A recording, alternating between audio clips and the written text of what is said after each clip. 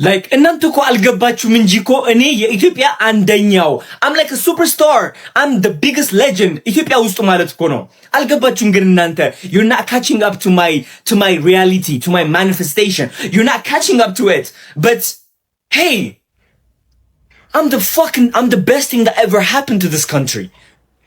I'm the best thing that ever happened to this country. Mark my word. I'm the fucking legend. Do you know who the fuck I am? I'm a superstar.